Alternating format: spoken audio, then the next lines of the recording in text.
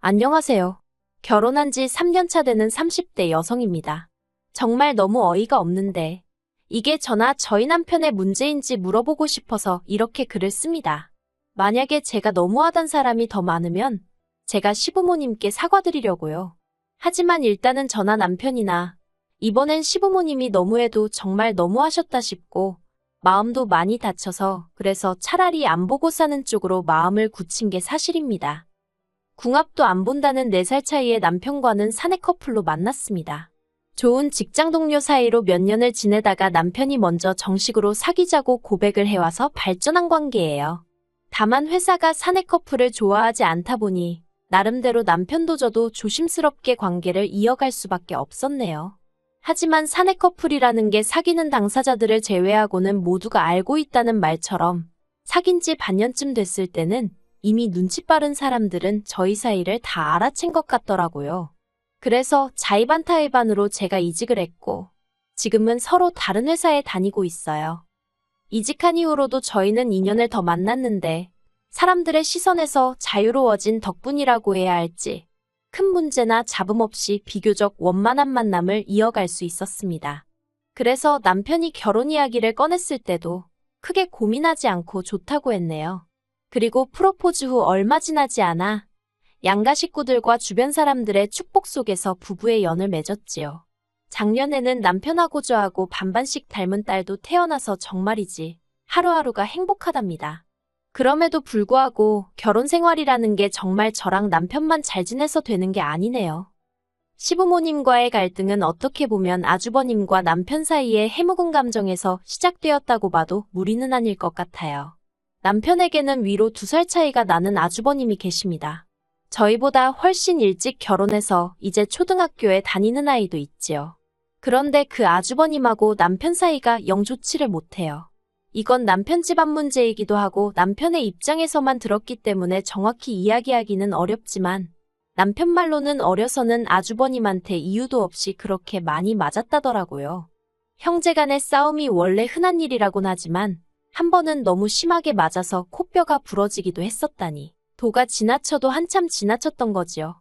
그런데 그런 와중에도 시부모님께서는 이게 다 동생인 저희 남편이 맏형인 아주버님을 화나게 해서 그런 거라며 맞을만 했다는 식으로 대하셨고 나아가 늘 동생인 남편이 먼저 사과할 것을 강요하셨답니다.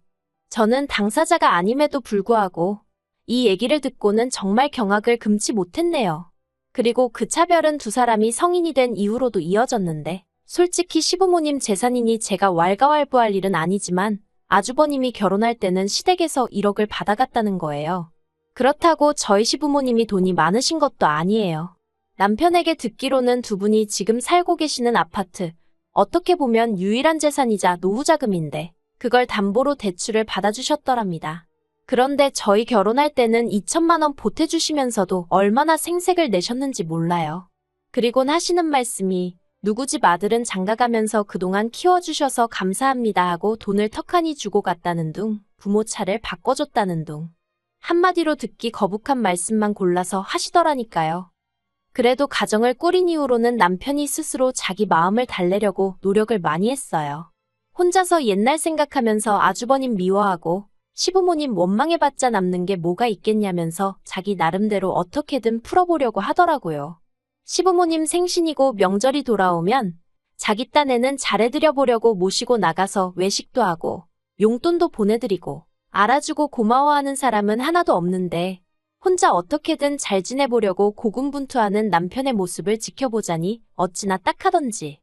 왜 피를 나눈 식구들이라는 사람이 저런 걸 몰라줄까 싶어서 괜히 저까지 속상하고 답답했지요. 그러다 올해 시아버지 환갑을 어떻게 할지 이야기가 나오면서 기어이 일이 터졌습니다. 사실 시아버지 환갑은 2년 전이었는데 그때는 시국이 시국인지라 어디 여행 갈 상황이 못 되었거든요. 그래서 상황 봐서 상황 나아지면 하고 미루다가 올해는 꼭 가자. 이렇게 된 건데요. 문제는 언제 어디로 가느냐였습니다. 저희는 둘 다 직장인인 만큼 어느 정도는 주변 눈치를 살피고 휴가를 써야 했으니까요. 그런데 아주버님네는 장사를 하니까 성수기도 피하고 주말도 피해서 평일에만 여행을 갔으면 하더라고요. 그래서 남편과 제가 그렇게는 어렵다고 이야기를 했어요. 그런데 시부모님도 저희더러 아주버님네 뜻에 따르라는 식으로 나오시대요. 그리고 이때까지도 시댁과 어떻게든 잘 지내보고 싶어 하던 남편이 저한테 정말 미안한데 회사에 어떻게 이야기를 좀 해볼 수 있겠냐고 해서 쉽진 않겠지만 그렇게 해보기로 했지요. 그런데 여기서 그치지 않고 이번엔 아주버님이 계속해서 해외로 여행을 가자고 고집을 피우는 거예요. 아이한테 세상이 넓다는 걸 보여주고 싶으시다나요? 뭐 굳이 따지자면 무슨 의도인지는 이해가 갔지만 문제는 저희 딸은 겨우 돌이 지난 상황이었는데 그렇다 보니 저희 입장에선 비행기를 태우고 장거리 여행을 간다는 게 전혀 내키지가 않더라고요. 솔직히 그 시기에 해외로 여행을 갔다 온다고 해서 뭘 기억이나 할 수 있겠어요? 까놓고 말해서 딸이랑 저는 죽어라 고생만 하다 올 게 뻔했지요. 그래서 제가 저랑 애는 빠지겠다 했습니다. 같이 가봤자 서로 힘만 들 것 같다고요. 그랬더니 이번엔 형님이 나서서는 그러면 자기 혼자 시부모님을 챙겨야 하는데 어떻게 그러냐면서 저더러 너무하다고 야갔답니다. 그렇게는 절대로 안 된다나요. 그리고 이때는 저도 야갔네 어떻네 소리를 들으니까 마음이 팍 상하더라고요. 일정이고 여행지고 뭐하나 저희 입장은 생각하지도 않고 자기들 뜻대로만 하려고 들면서 말이라도 곱게 하던가. 정말 우리를 뭘로 보고 저러는 건가 싶었지요. 하지만 정말로 아주버님네랑 저희랑 한바탕 하게 된 건 그런 와중에 돈 이야기가 나오면서였습니다. 여행지도 정하지 못한 상황이었지만 당장 시부모님도 아주버님네도 돈에 관해서는 가타부타 말이 없길래 제가 남편에게 예산이 어떻게 되냐고 물었어요. 저는 솔직히 저희 건 저희가 내고 아주버님네 건 아주버님네가 내고 시부모님 건 자식들이랑 반반을 하던지 여행지에 따라서 시부모님이 얼마 정도 보태시지 않을까 그 정도로 생각하고 있었거든요. 저희 친정어머니 환갑도 그런 식으로 했었으니까요. 그런데 아주버님이 하시는 말씀이 가관이었습니다. 저희는 휴가를 써도 월급이 나오지만 당신들은 가게 하루 닫을 때마다 하루 장사 손해를 보는 거라면서 그러니까 저희더러 돈을 더 내라는 거예요. 일 안 하고도 돈 벌지 않냐면서 얼마가 나올지도 모르는 여행비의 3분의 1을 내랍니다. 나머지는 자기들이 내겠다나요. 그 황당한 계산법을 어찌나 당당하게 들이밀던지 어이가 없어서 기도 안 차대요. 도무지 말이 안 된다 싶어서 제가 그럴 것 같으면 저흰 안 가겠다 했습니다. 그냥 아주버님네가 시부모님 모시고 다녀오시라고 저희는 저희대로 시부모님 모시고 나중에 따로 갔다 오겠다고요. 너무 화가 났지만 그래도 윗사람이니까 네가 틀렸네 말도 안 되는 소리 하네 그런 식으로 면박 주긴 그래서 화를 눌러 참으며 그렇게 이야기했어요. 그랬더니 아주버님하고 형님이 저희 보고 따로 좀 만나서 이야기를 하자대요. 그래서 만났습니다. 카페에 도착하니 먼저 도착한 아주버님이 아랫사람이 돼가지곤 10분이고 15분이고 일찍 나와 있어야 하는 거 아니냐면서 보자마자 싫은 소리를 퍼붓더라고요. 자기들이 마음대로 1시간이나 앞당겨 놓고 무슨 저런 억지를 쓰나 싶었지만 하래기만 하고 들어가자 싶어서 무슨 일이냐 물었습니다. 그랬더니 도대체 가족 행사인데 왜 이렇게 비협조적이냐는 거예요.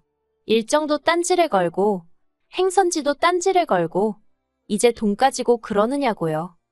그러자 남편이 형이야말로 너무 이기적이지 않냐 하면서 전에 없이 조목조목 따지고 들었습니다.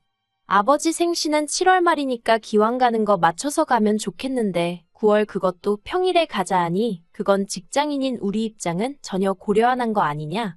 우리네도 어린데 뭐 한다고 비행기까지 태워서 고생을 하러 가겠냐고 당연히 안 내킨다. 그리고 비용은 이리저리 따지는 것도 우습다. 각자 부담하던지 아니면 같이 안 가는 게 맞다.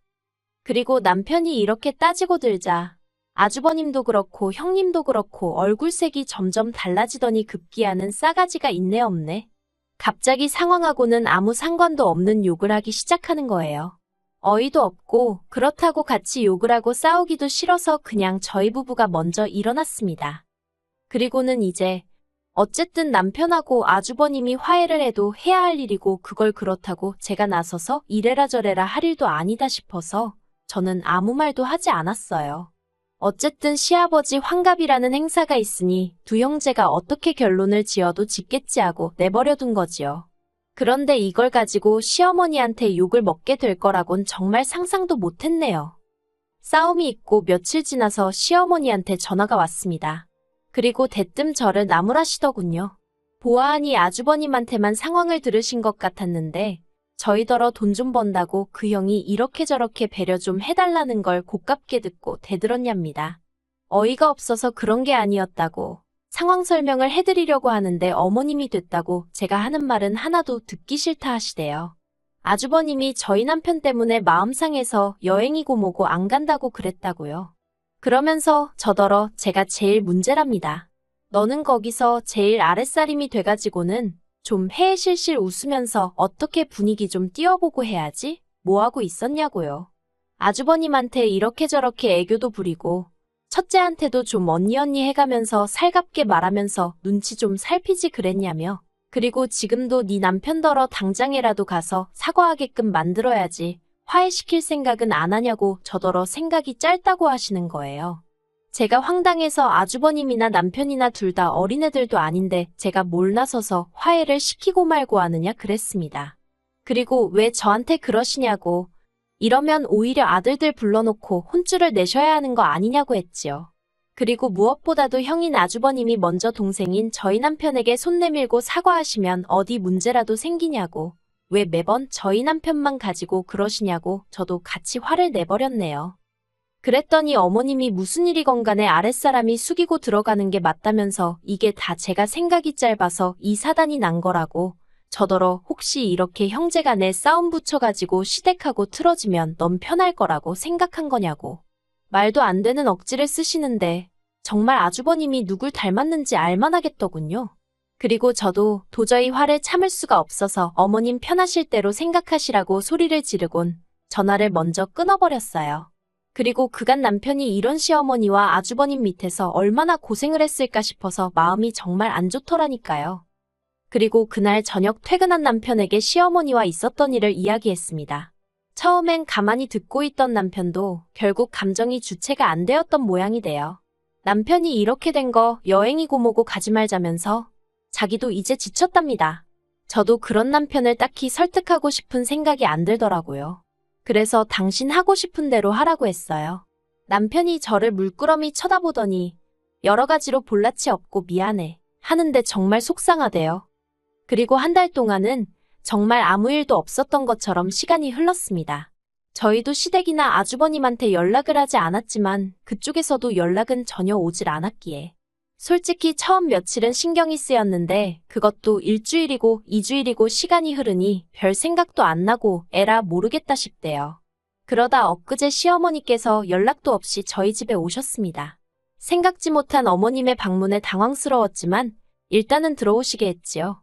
그리고 식탁 앞에 앉으신 시어머니께선 저희를 한번 노려보시더니 언제까지 그렇게 고집을 부릴 거냐면서 정말로 여행이고 뭐고 안 갈 거냐며 말문을 여셨어요. 그리고 저는 이때만 해도 시어머니가 먼저 화해의 손길을 내미시러 오셨구나. 민망해서 미리 연락을 못 주셨나 보다 하는 생각에 티는 안 냈지만 다행이란 생각에 안도감을 느끼곤 저에게 막말하신 건 그새 잊은 채 감사한 마음뿐이었지요. 그런데 그건 제 착각이었습니다. 시어머니께선 한숨을 내쉬시더니 니들이 아무리 고집을 부려도 그거 무서워할 사람 하나 없다면서 여행 가기 싫으면 가지 말라고 대신 시아버지 환갑이니까 돈이나 내놓으라 하셨거든요. 아들 며느리 노릇은 해야 할 거 아니냐면서 계좌로 보내던지 지금 현찰로 주던지.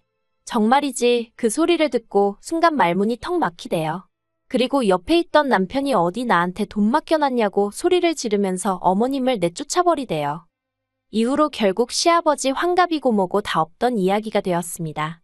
시어머니가 남편더러 그따위로 할 거면 결혼할 때 보태준 2천만 원 도로 내놓으라고 하셨는데 남편이 축의금 가져가지 않았냐고 그래서 10대 내가 냈다며 그거 따지고 들고 정말 제 입으로 말하기 뭐하지만 모자지간에 궁상맞고 찌질한 대화가 오고 갔으니 당분간 아무 일 없듯 다시 보긴 어렵지 않겠나 싶을 뿐입니다. 그리고 시어머니는 문자로 계속 이게 다 제가 마누라 노릇, 며느리 노릇, 아랫사람 노릇을 못해서 그렇다고 정말이지 하루가 멀다 하고 싫은 소리를 보내셔서 제가 마지막에 아들 둘 자식 교육만 제대로 시키셨어도 이 사단이 낫겠냐고 답장해드렸어요. 그랬더니 더는 뭐라고 오지는 않대요. 남편을 보고 있으면 측은해요. 하지만 정작 당사자인 남편은 이제 오히려 마음이 편하답니다. 이제 자기한테 가족은 저랑 딸뿐이라면서 다른데 쓸데없는 데다 에너지 낭비하고 싶지 않다고 저더러 걱정 말라네요. 오히려 저한테는 미안하기만 하다면서요. 그래서 저도 더는 생각 안 하고 지내려고 하고 있고요. 하지만 정말 제가 잘못한 건가요? 전 아니라고 생각하거든요. 그래서 시어머니가 제발 정신 차리고 제 탓 좀 그만하셨으면 좋겠습니다. 그게 시어머니나 시아버지 두 분 다 아들 얼굴 다시 보고 손녀 얼굴 다시 볼 수 있는 유일한 길인 걸 깨우치셨으면 좋겠네요.